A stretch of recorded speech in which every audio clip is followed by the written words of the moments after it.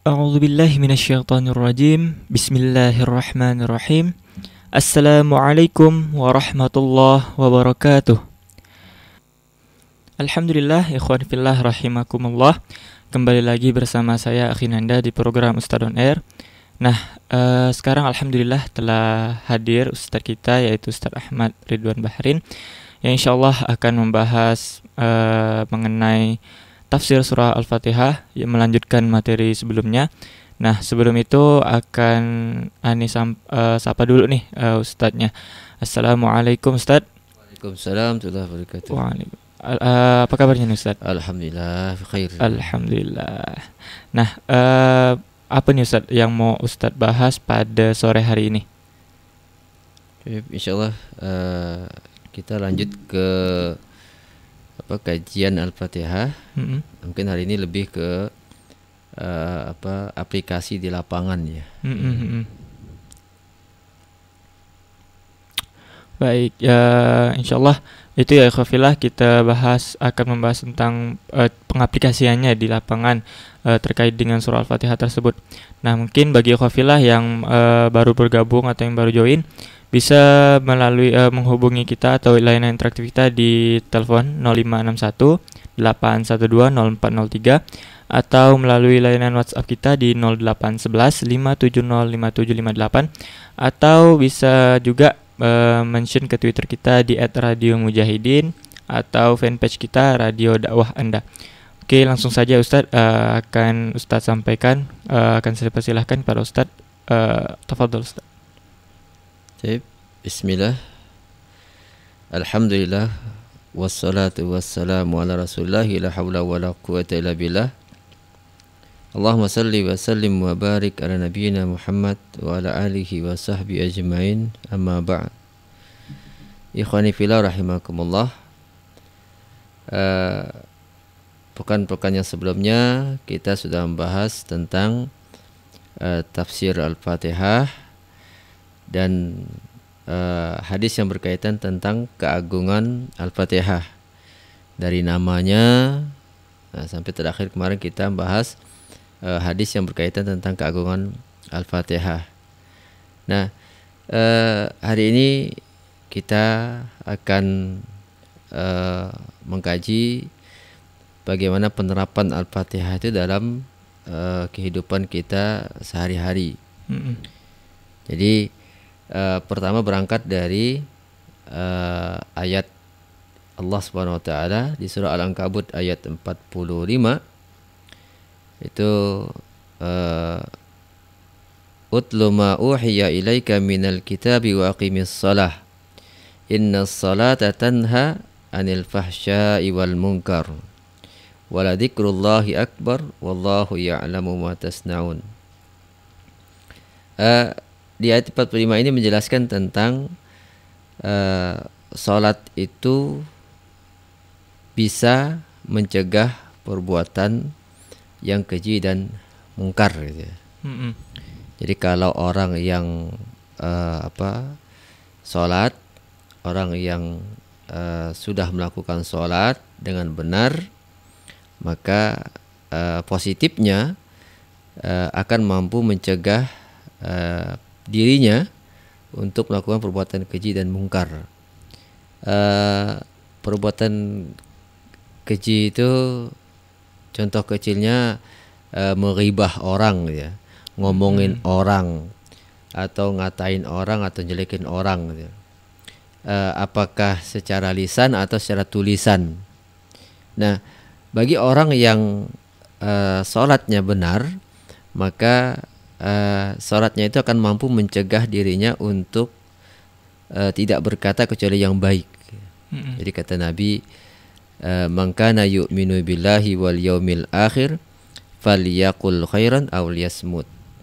Jadi siapa yang beriman kepada Allah dan hari akhir, maka hendaklah ia berkata baik. Kalau enggak bisa berkata baik, maka dia diam. Nah, orang yang sholat itu orang yang beriman kepada Allah dan beriman kepada hari akhir. Dan hasil dari sholat itu bisa mencegah dia dari perbuatan keji dan mungkar. Eh, Kemudian ada pertanyaan juga, sering kita dengar pertanyaan, kapan kita berdoa? Apakah setelah sholat atau kapan gitu? Nah itu yang sering kita dengarkan pertanyaan seperti itu gitu. Jadi tatkala kita mengkaji Al-Fatihah, yang Al-Fatihah itu harus kita baca pada saat sholat. Iya. Dan di antara nama Al-Fatihah itu adalah as-sholah gitu ya. Apakah artinya doa atau artinya sholat gitu. Nah artinya sangat penting bagi kita memahami fungsi dari Al-Fatihah itu sendiri dalam kehidupan kita. Jadi sudah seharusnya kita memahami tatkala kita sholat, maka pada saat itulah kita berdoa atau meminta atau curhat kepada Allah Subhanahu wa taala. Jadi jangan lagi bertanya kapan gitu ya. Tapi sebenarnya pada saat takbir, bahkan sebelum takbir itu kita sudah berdoa meminta kepada Allah Subhanahu wa taala. Abu Bakar radhiyallahu an pernah diceritakan bahwa suatu ketika beliau dilihat oleh sahabatnya tatkala mau ngambil wudu, itu baru mau ngambil air wudu itu. Muka Abu Bakar radhiyallahu an itu merah gitu. Ditanya, ya Abu Bakar, wahai Abu Bakar, kenapa muka kamu merah? Kata beliau, tidakkah kamu melihat aku bahwa aku ini sedang mengambil air wudu untuk sholat? Ya. Tidakkah kamu menyadari bahwa sebentar lagi saya itu akan bertemu dengan penciptanya kita gitu. Artinya sang Khalik yang berhak kita sembah, yang menguasai semua alam, raja di atas raja gitu.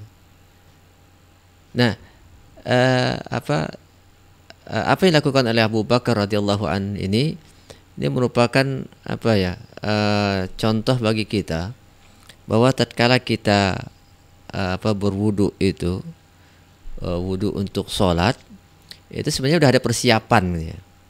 Udah ada persiapan bahwa kita akan menghadap pencipta kita. Bukan lagi menghadap gubernur atau menghadap presiden gitu ya. Tapi menghadap di atasnya gubernur, di atasnya presiden itu gitu. Dan menghadap yang menentukan semua kehidupan kita dan kematian kita. Nah, artinya di situ harus ada persiapan. Makanya para ulama memberikan persyaratan cukup banyak gitu. Kalau mau sholat, di antaranya kebersihan luar dan dalam gitu ya. Iya. Dan pakaian itu harus rapi, bahkan lebih rapi tatkala kita bertemu dengan orang penting, bertemu dengan gubernur pakai jas, pakai sepatu, pakai apa semua kan, atau kita kondangan itu bahkan sepatunya nggak bisa dilepas gitu. Nah tapi tatkala kita bertemu dengan Allah gitu, yang mengatur kehidupan kita, yang memberi kita makan, yang memberi kita bernapas, yang mengatur semua urusan kita, yang memudahkan urusan kita, kita menganggap remeh gitu ya.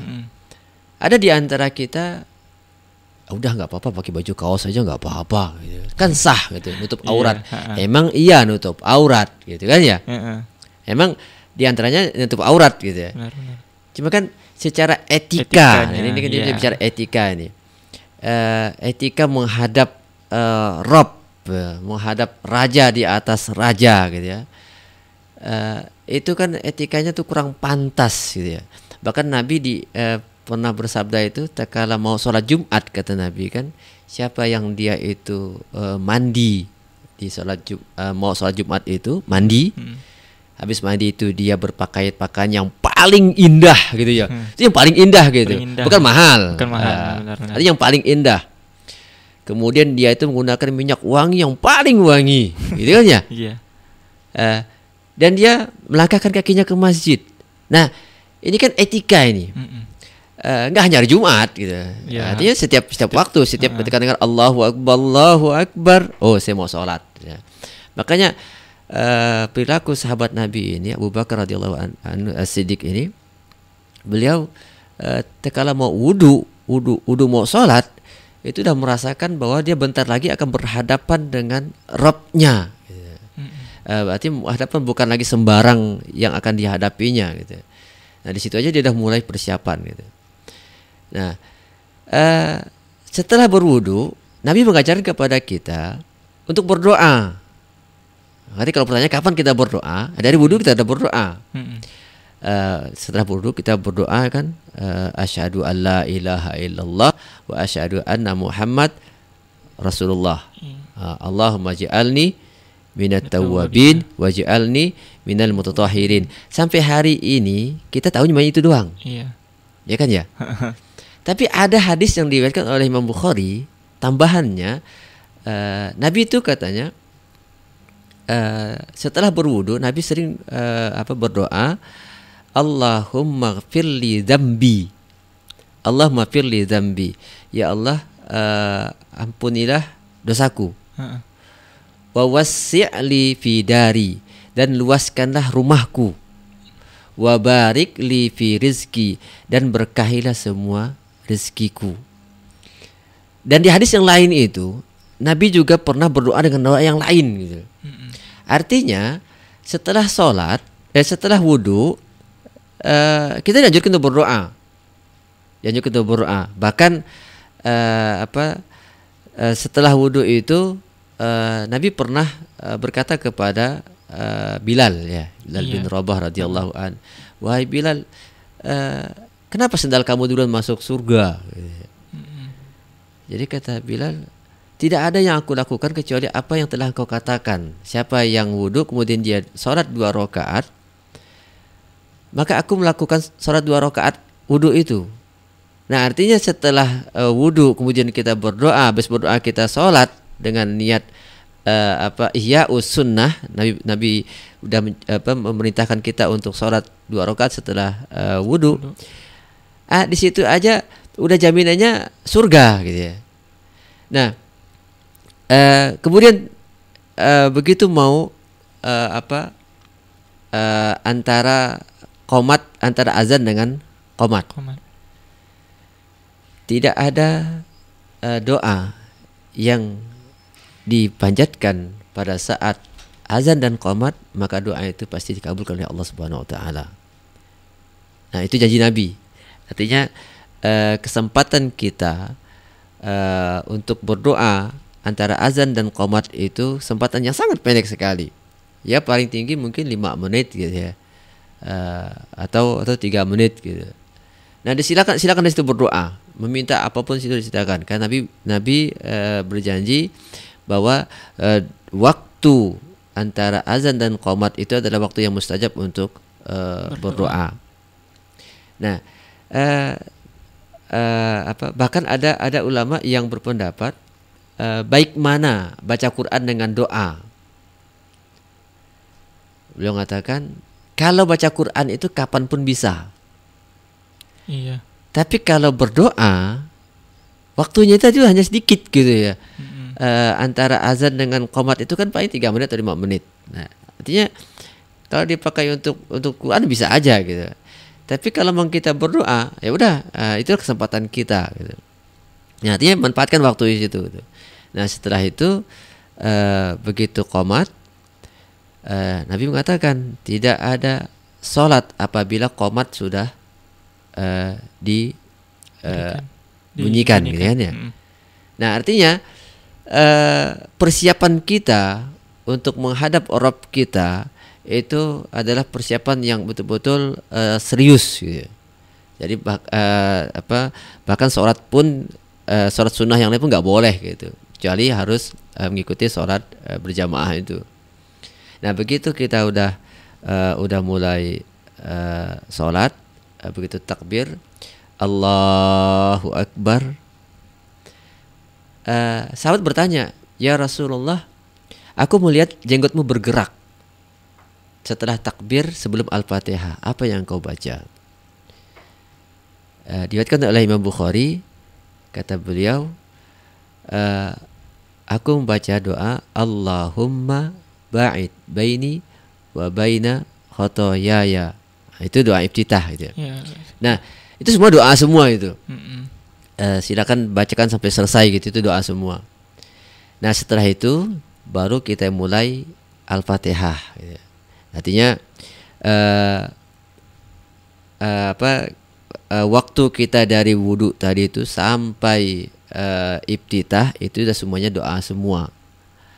Nah, emang ada doa yang dianjurkan oleh Nabi, tapi ada doa juga yang bebas kayak tadi itu setelah wudhu.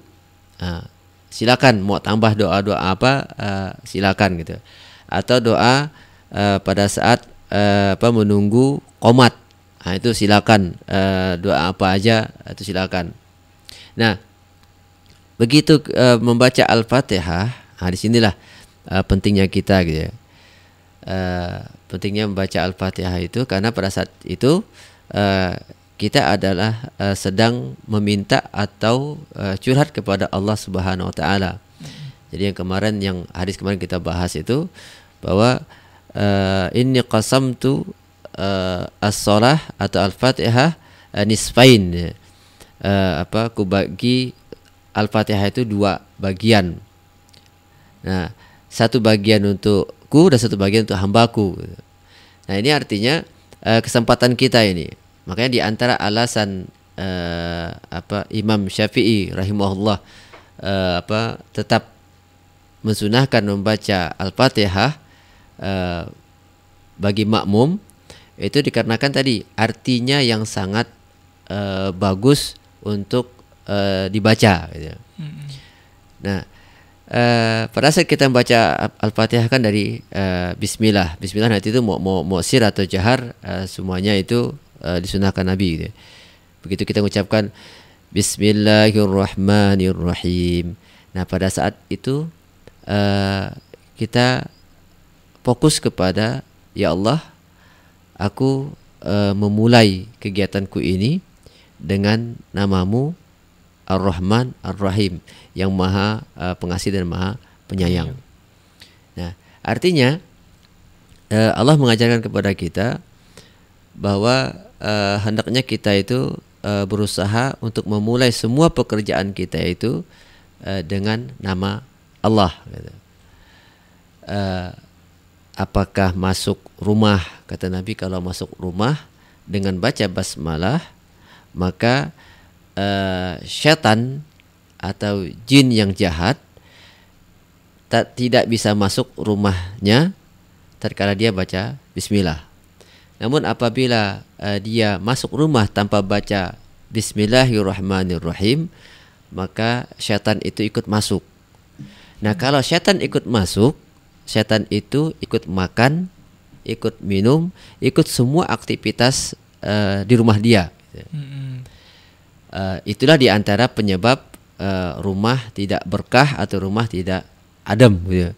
Bawaannya berantem mulu gitu ya. Bawaannya panas mulu, apalagi tinggal di Pontianak ini disalahkan Pontianak panas katanya. Padahal memang AC di rumah dia itu udah berderet gitu kan ya. Tapi tetap aja kok panas sekali gitu ya. Nah, sebenarnya yang buat panas itu bukan masalah iklim Pontianaknya gitu. Tapi karena tidak ada andil syaitan yang membuat dia itu nggak betah di rumah itu gitu. Nah, itu diantara manfaat Bismillah gitu. Nah, kemudian kalau dia itu keluar rumah membaca Bismillahi tawakkaltu 'alallahi la haula wala quwata illa billah, maka dia akan dijaga oleh Allah. Ini mungkin sementara, nanti kita lanjutkan lagi tahapan berikutnya tentang Al-Fatihah. Baik, syukran Ustadz telah menyampaikan seputar tentang penerapannya di dalam kehidupan kita sehari-hari terkait Al-Fatihah itu sendiri. Nah, bagi Khofillah, jangan kemana-mana, tetap di 105.8 Mujahidin FM, Radio Dakwah. Alhamdulillahirrabbilalamin. Ikhwani fillah, rahimani wa rahimakumullah. Kembali lagi bersama saya, Akhinanda, di program Ustadz on Air. Nah, tadi udah Ustadz bahas terkait dengan penerapan dari Quran Surah Al-Fatihah itu sendiri dalam kehidupan kita ya, terutama di ibadah, mulai dari wudhu kita sampai ke doa iftitah tadi kan. Nah, mungkin nanti akan dilanjutkan oleh Ustadz Ahmad. Namun sebelum itu, bagi ikhwafillah yang ingin beratensi dengan kita, bisa melalui layanan telepon 0561 812 0403 atau bisa melalui layanan WhatsApp kita di 0811 570 5758. Atau ikhwafillah bisa juga nih mention ke Twitter kita di @radiomujahidin atau fanpage Radio Dakwah Anda. Baiklah ikhwafillah, langsung saja saya serahkan kepada Ustaz Ahmad untuk melanjutkan pembahasannya. Kepada Ustaz, saya silahkan. Baik, kita lanjutkan ke tadi tentang bagaimana mengaplikasikan Al-Fatihah dalam kehidupan kita ya. Jadi sangat dianjurkan kepada kita bahwa semua perbuatan kita harus diawali dengan bismillah ya. Nah, kemudian kata alhamdulillahirabbil alamin. Di sini diartikan segala puji bagi Allah, Tuhan seluruh alam. Jadi kita setelah kita memulai dengan nama Allah, kemudian kita mengakui bahwa semua pujian itu hanya milik Allah.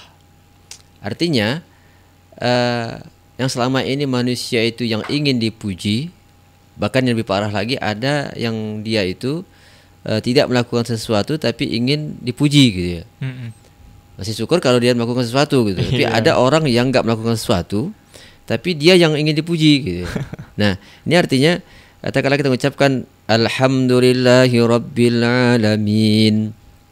Segala puji bagi Engkau ya Allah. Meskipun saya gubernur, saya presiden ya, atau saya yang sudah berjasa, itu nggak berhak untuk dipuji gitu. Hanya Engkaulah yang berhak untuk dipuji. Kenapa? Karena Rabbul Alamin. Karena Allah adalah Rabb yang mengatur semua alam ini, yang mengatur keberhasilan kita, yang mengatur semua urusan kita. Artinya kita mengakui di situ bahwa hanya Allah yang berhak untuk dipuji. Makanya siapapun yang sudah membaca Al-Fatihah, maka hendaklah dia menyadari bahwa dia itu gak berhak untuk dipuji gitu. Udah silakan lakukan apapun yang terbaik untuk diri kita, untuk anak kita, istri kita, atau untuk teman kita, tapi jangan pernah berharap untuk minta dipuji dan jangan kecewa kalau nggak dipuji gitu. Karena yang membuat kita itu bisa melakukan kebaikan atau yang membuat kita itu bisa menolong orang lain karena Allah gitu. Allah yang menggerakkan hati kita, Allah yang menggerakkan tenaga kita, Allah menggerakkan anggota tubuh kita. Udah cukup kita melakukan kebaikan. Setelah itu jangan minta dipuji atau jangan nunggu dipuji gitu. Nah, kemudian kita baca Ar-Rahman Ar-Rahim. Itu dari kata rahmah.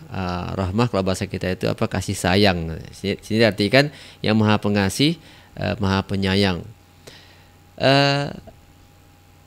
Allah selalu menyebut dirinya bahwa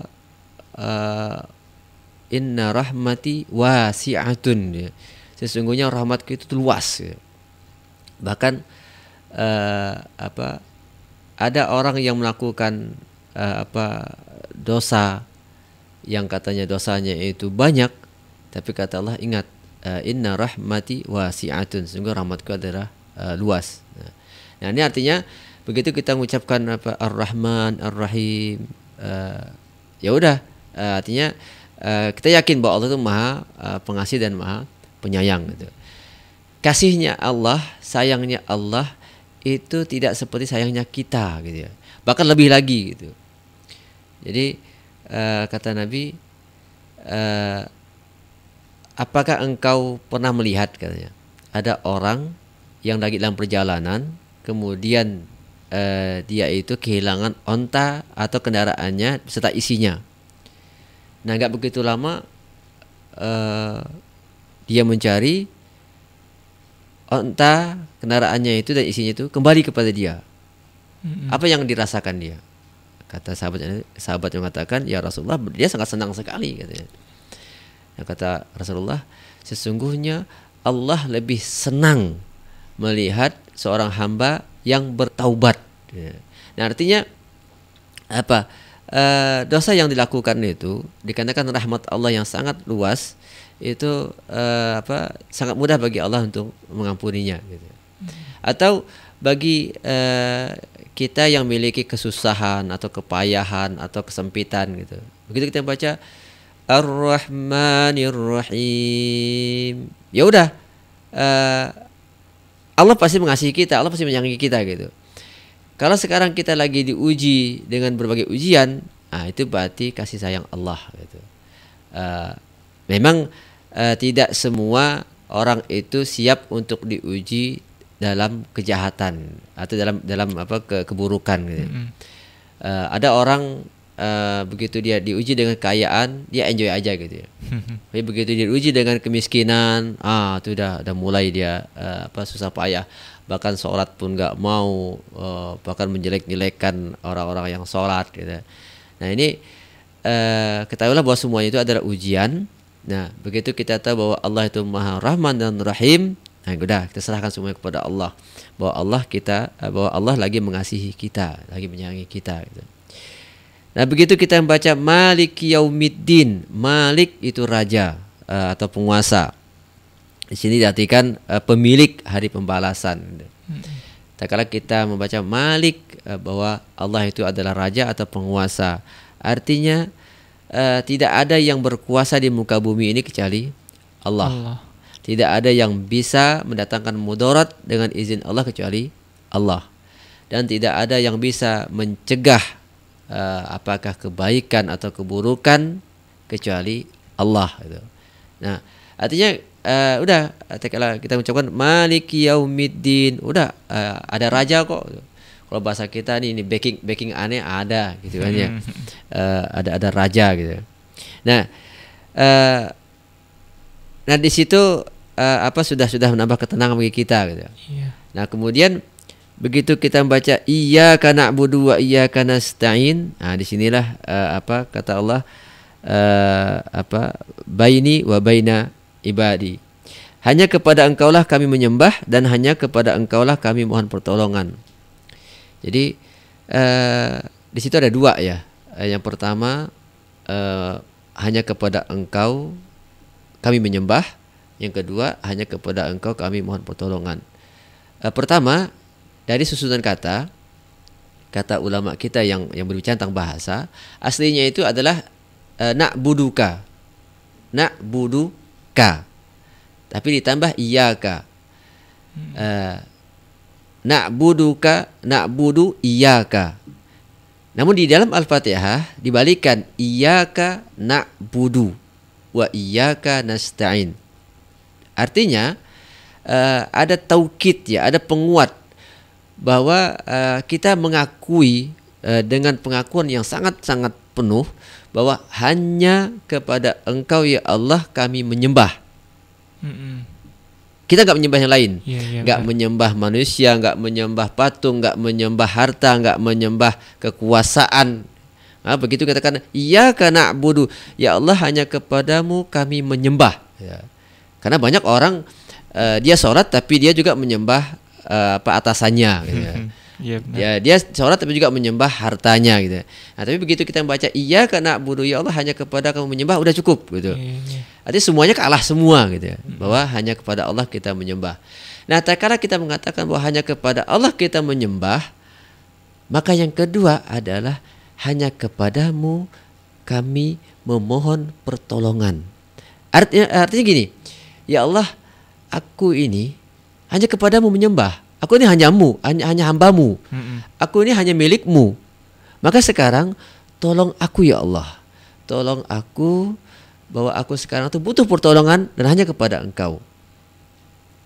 Ada kisah menarik tatkala kita mencerita kisah bagaimana Allah menyelamatkan Nabi Ibrahim alaihissalam dari api. Nanti kita lanjutkan lagi setelah inilah. Oke, Masya Allah. Syukran Ustaz. Mungkin nanti Ikhwafillah bisa mendengarkan lanjutan dari pembahasan yang disampaikan oleh Ustaz Ahmad. Alhamdulillah Ikhwafillah, kembali lagi di 105.8 Mujahidin FM bersama saya Akhinanda di program Ustaz on Air. Nah, Alhamdulillah kita telah memasuki segmen akhir. Namun sebelum itu kita akan melanjutkan sedikit lagi pembahasan dari Ustaz Ahmad terkait pengaplikasian dari surah Al-Fatihah di dalam kehidupan kita sehari-hari. Mungkin langsung saja akan saya serahkan kepada Ustaz untuk menyampaikan kelanjutannya. Tafadhol Ustaz. Tip, jadi kita membahas ayat kelima tadi itu, iyyaka na'budu wa iyyaka nasta'in. Hanya kepadamu ya Allah aku mohon pertolongan. Yang pertama, pertolongan itu sangat penting bagi kita. Tidak ada satu orang pun yang tidak ingin ditolong. Siapapun dia, jangankan orang biasa katanya. Presiden aja itu minta tolong gitu. Iya. Artinya dia tahu bahwa dia itu lemah. Manusia itu sangat-sangat lemah sekali, butuh pertolongan. Nah, terkadang kita membaca kisah Nabi Ibrahim alaihissalam. Jadi beliau itu waktu itu ditangkap dan dibakar. Jadi apinya itu katanya saking besarnya, setiap burung yang lewat di atasnya itu hangus langsung. Itu saking besarnya. Karena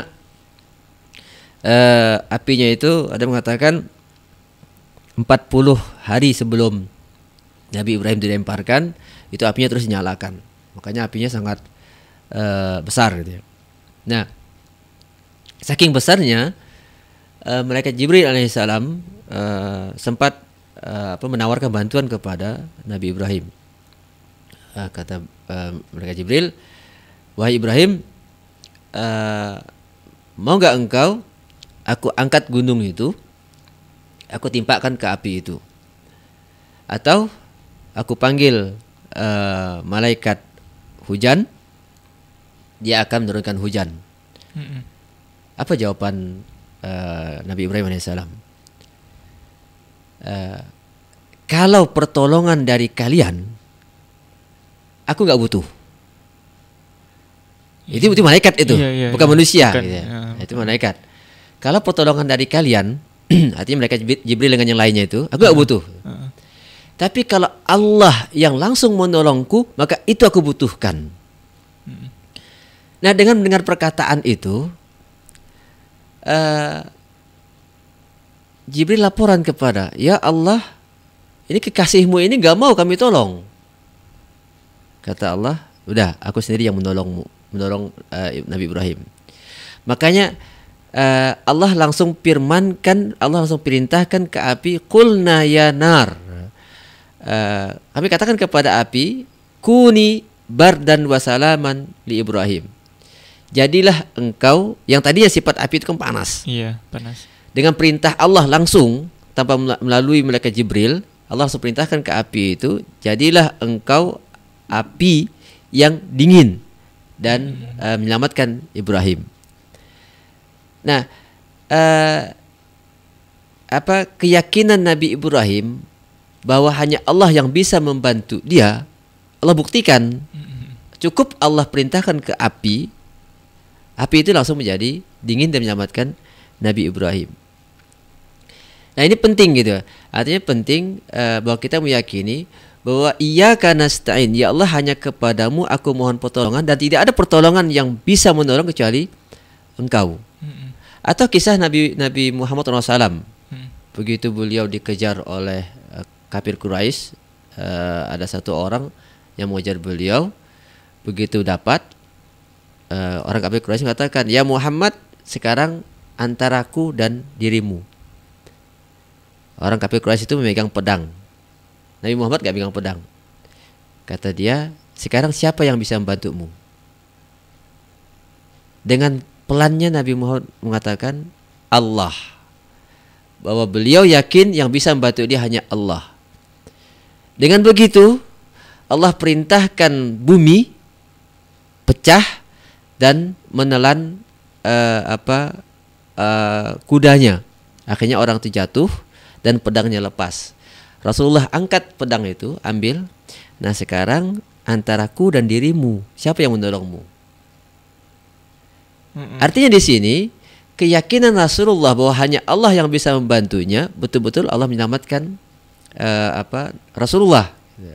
Nah, tatkala kita membaca iyyaka na'budu wa iyyaka nasta'in, ya Allah hanya kepadamu kami menyembah dan hanya kepadamu kami mohon pertolongan, itu harus kita yakini bahwa tidak ada yang bisa membantu kita, tidak ada yang bisa menolong kita kecuali Allah. Artinya hanya Allah yang bisa membantu kita gitu. Meskipun nanti datang orang atau siapapun, ketahuilah bahwa orang itu adalah perintah Allah. Allah yang menggerakkan hatinya datang kepada kita, membantu kita, atau Allah menggerakkan orang yang mungkin kita nggak kenal datang kepada kita, menolong kita gitu. Artinya bukan manusia gitu. Tapi yang menggerakkan manusia atau yang lainnya untuk menolong kita itu adalah Allah gitu. Nah ini artinya kita berulang-ulang bacanya iyyaka na'budu wa iyyaka nasta'in. Kita pastikan dulu bahwa kita hanya menyembah kepada Allah, tidak menyembah yang lainnya, dan tidak meminta pertolongan kecuali hanya kepada Allah. Maka kata Nabi, idza sa'alta fas'alillah. Apabila engkau minta pertolongan maka mintalah kepada Allah. Nah makanya di ayat berikutnya itu ihdinas siratal mustaqim. Ya Allah, kami butuh petunjuk, kami butuh pedoman, kami butuh yang membimbing kami gitu. Nah sekarang karena sekarang bimbing kami. Nah ini artinya kita betul-betul meminta petunjuk kepada Allah. Kita minta pedoman kepada Allah, kita minta yang bisa membimbing kita agar kita bisa selamat, bahagia dunia dan akhirat. Nah ini Al-Fatihah ini tatkala kita tahu artinya, kemudian kita pahami, maka kita bisa aplikasikan dalam kehidupan. Makanya saya selalu memilih membaca Al-Fatihah itu jangan satu napas gitu. Jadi bacalah dia itu per ayat dan renungkan. Bismillahirrahmanirrahim. Di situ pahami dulu itu. Alhamdulillahi rabbil alamin. Ar-Rahmanir Rahim. Maliki yaumiddin. Iyyaka na'budu wa iyyaka nasta'in. Ada ulama mengatakan kalau di sholat sunnah, begitu kita baca iyyaka na'budu wa iyyaka nasta'in, boleh jedah dan berdoa di situ, minta. Nah, habis itu melanjutkan ihdinas siratal mustaqim siratal ladzina an'amta 'alaihim ghairil maghdubi 'alaihim waladdallin. Amin. Di situ pun setelah itu jangan langsung baca surat, tapi berdoa lagi. Artinya inilah kehebatan Al-Fatihah dengan izin Allah yang nanti bisa membantu kita meraih kebahagiaan dunia dan akhirat. Ikhwani fillah rahimakumullah, ini bisa disampaikan tentang Al-Fatihah. Masih banyak yang bisa kita angkat, kita gaji dari Al-Fatihah. Jadi sekarang pelajari Al-Fatihah dengan baik dan benar, baca dia dengan baik dan benar, dan baca artinya, pahami dan nikmati gitu. Setiap sholat jangan cepat-cepat, baca per ayat gitu. Nikmati aja gitu. Tidak ada suara yang indah dari suara kita kecuali pada saat kita baca Al-Quran. Makanya nikmati suara kita itu pada saat kita baca Al-Quran. Syukran, jazakumullah khairan jaza. Assalamualaikum warahmatullahi wabarakatuh. Waalaikumsalam warahmatullahi wabarakatuh. Masya Allah.